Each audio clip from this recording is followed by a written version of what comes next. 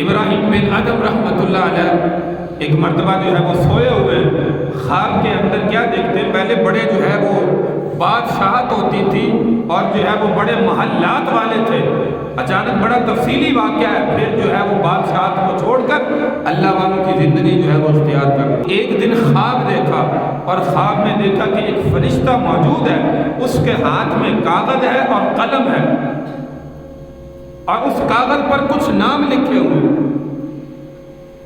تو حضرت ابراہیم بن آدم رحمۃ اللہ علیہ نے اس سے پوچھا کہ یہ نام کن لوگوں کے ہیں؟ فرمایا جی ان لوگوں کے ہیں جو اللہ سے محبت کرنے والے لوگ۔ تو وہ کہنے لگے کیا میرا نام بھی ان کے اندر شامل ہے؟ کہا نہیں، آپ کا نام اس میں شامل نہیں ہے۔ تو ابراہیم بن آدم رحمۃ اللہ علیہ کہتے ہیں کہ میں نے کہا کہ میں لوگوں کی خدمت کرتا ہوں، مخلوق کی خدمت کرتا ہوں، میرا نام بھی اس میں ہونا چاہیے تھا۔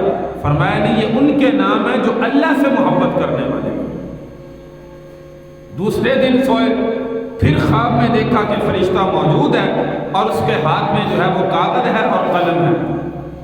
پھر پوچھا کہ یہ نام کن لوگوں کے ہیں؟ فرمایا یہ ان لوگوں کے ہیں کہ اللہ جن سے محبت کرتا ہے۔ فرمایا میرا نام ان میں ہے؟ فرمایا ہاں، تمہارا نام سب سے اوپر ہے۔ فرمایا وہ کیسے؟ فرمایا جو دنیا میں اللہ کی مخلوق سے محبت کرتا ہے، اللہ تبارک و تعالی خود اپنے بندے سے جو ہے وہ محبت کرتے ہیں۔ یہ ان لوگوں کے نام ہیں کہ اللہ جن سے محبت کرتا ہے۔ جو اللہ سے محبت کرتے ہیں وہ تو سارے موجود ہیں، ہر انسان چاہتا ہے میں اللہ سے محبت کروں، عبادت کروں۔ اللہ ہستی ہی ایسی ہے، اللہ ذات ہی ایسی ہے، پسندیدہ ذات ہے، کوئی انسان ہو ہی نہیں سکتا جو کہے کہ میں اللہ سے محبت نہیں کرتا۔ کمال یہ ہے کہ دنیا کے اندر اللہ کی مخلوق سے محبت کی جائے، وہ مخلوق جو انسان کو ایسا سمجھے کہ اگر سے پتھر مارے، تکلیفیں دے، جیسے ہمارے پیارے پیغمبر صلی اللہ علیہ وسلم کی 63 سالہ زندگی موجود ہے کہ اللہ کے محبوب صلی اللہ علیہ وسلم جہنم سے بچا کے جنت میں لے جانا چاہتے ہیں، اور کفار آپ کو جو ہے وہ تکلیفیں دیتے ہیں۔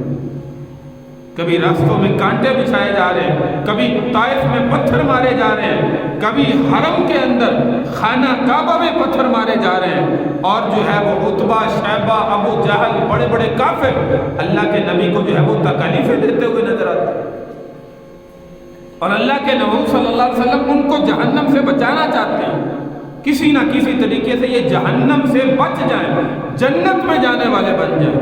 یہ ہوتی ہے میرے بھائی مخلوق کے ساتھ محبت۔ مخلوق سے محبت کرنا بڑا مشکل کام ہے۔ اللہ سے محبت کرنا تو آسان ہے کہ ہر بندہ چاہتا ہے میں محبت کروں، تو جو مخلوق سے محبت کرتا ہے، الخلق عیال اللہ، مخلوق اللہ کا ایسا سمجھے کہ کنبہ ہے، جو دنیا میں اپنے عزیز و اقارب کے اندر اپنے پڑوسیوں سے، مخلوق سے، اللہ کی مخلوق سے محبت کرتا ہے، نیک اعمال کرتا ہے، لوگوں کے لیے آسانیاں پیدا کرتا ہے، پھر اللہ تبارک و تعالیٰ خود اس بندے سے جو ہے وہ محبت کرتا ہے۔